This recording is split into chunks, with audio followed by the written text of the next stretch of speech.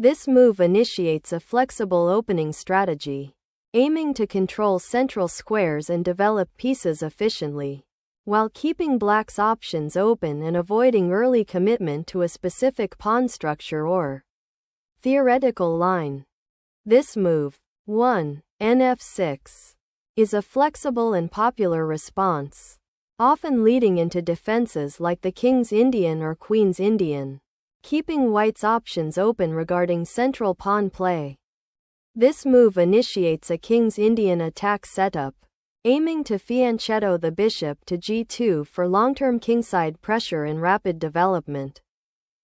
This move, by preparing to fianchetto the bishop to b7, aims to control the long diagonal and create a flexible pawn structure, a common theme in systems like the English opening or Catalan.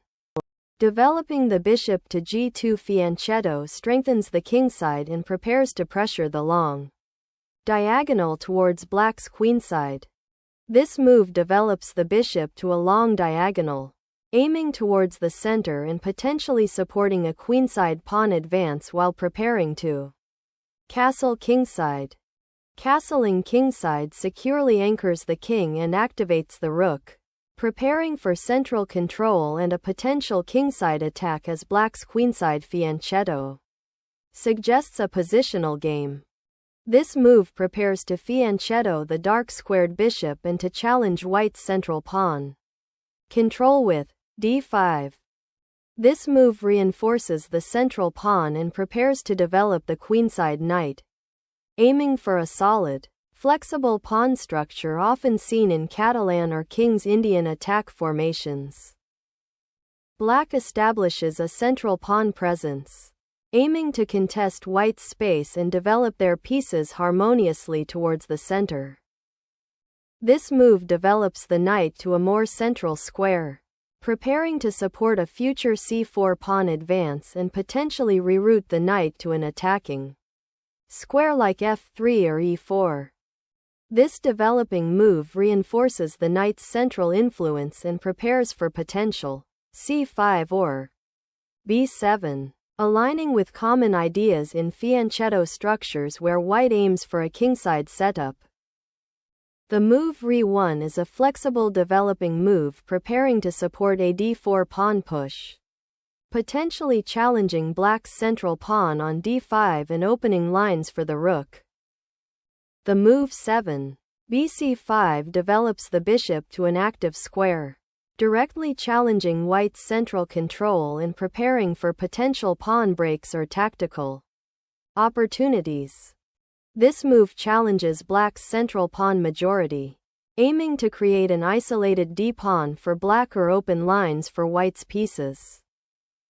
Black castles, completing development and connecting the rooks, while preparing to defend the d5 pawn and potentially challenge white's central space.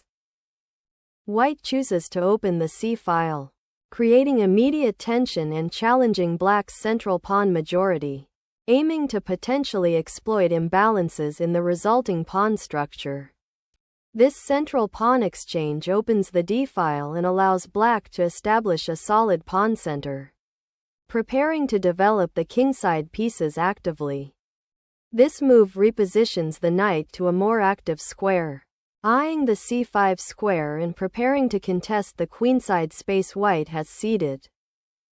This move challenges white's knight on b3, aiming to disrupt white's queenside pawn structure and potentially gain space on the queenside. The move bd2 aims to exchange white's bishop for black's knight, simplifying the position and potentially relieving pressure on the d-file while opening the diagonal for the queen. This move initiates a pawn push to control space on the queenside and potentially unpin the bishop on b7, while also preparing for a potential advance of the b-pawn. This knight maneuver repositions the piece to a more active square, aiming to control key central squares and potentially support a d4 pawn advance later in the game. This move repositions the rook to support the central pawn and potentially eye the kingside via the open e-file. preparing for future central tension or a kingside attack. White repositions the rook to the c-file, preparing to contest control of the open file and potentially exert pressure on black's queenside. Structure. This move challenges white's knight immediately, aiming to gain space and potentially open lines for black's pieces on the queenside. This move boldly centralizes the knight and prepares for further pawn advances or piece exchanges, aiming to disrupt black's coordination after the pawn break on c5. This move repositions the knight to a more active square, supporting the central pawn push and preparing to challenge white's knight on f5, aiming to improve black's piece coordination. This move forcefully challenges black's central pawn mass, aiming to disrupt their setup and potentially open lines for white's pieces. This move brings the knight to a strong central outpost, challenging white's control and preparing to disrupt white's central pawn structure. This exchange of pawns clarifies the central tension and opens the d-file for white's rook, aiming to exploit the potential weaknesses in black's pawn structure. This exchange resolves white's central pawn tension, but black's recapture with the knight creates an unbalanced pawn structure and opens lines for white's pieces to exploit. This recapture maintains piece activity and prepares to challenge black's central pawn structure, aiming to gain space and potentially exploit weaknesses. The move qg5 aims to challenge white's central pawn structure and potentially create attacking chances on the kingside by activating the queen. This knight maneuver aims to establish strong central control and disrupt black's pieces by creating threats on d6, potentially forcing concessions or weakening black's pawn structure. This move resolves the tension on the c-file and white's knight on d6 by exchanging black's bishop for the knight, simplifying the position and potentially opening lines for black's rooks. This move recaptures the attacked bishop and centralizes the knight, but allows black to consolidate their pawn structure after the exchange on d2. This capture on e1 sacrifices the bishop to disrupt white's kingside pawn structure and gain a tempo for counterplay against the weakened king. This move recaptures the sacrificed bishop and repositions the queen to a more active square, aiming to consolidate material and potentially attack black's kingside. This move seeks to exploit the exposed position of white's queen and attack the d2 knight, aiming to disrupt white's coordination and potentially win material by forcing an exchange.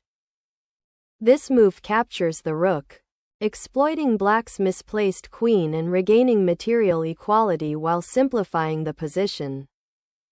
This exchange creates a favorable material imbalance for black, as the rook sacrifice on e1 now forces white to sacrifice their queen to avoid a perpetual check, leaving black with a decisive material advantage. This move is a prudent response to black's aggressive queen sortie, aiming to simplify the position and restore material equality by forcing the exchange of queens. Black's queen eyes the d4 pawn, threatening to exploit the awkward placement of white's pieces in the open d-file. This move captures the pawn on c6, aiming to simplify the position and exploit the discovered attack on black's queen after the prior exchanges, while also creating a passed pawn on the queenside. Black's rook now occupies the open c-file, creating significant pressure on white's queenside pawns and potentially creating attacking opportunities.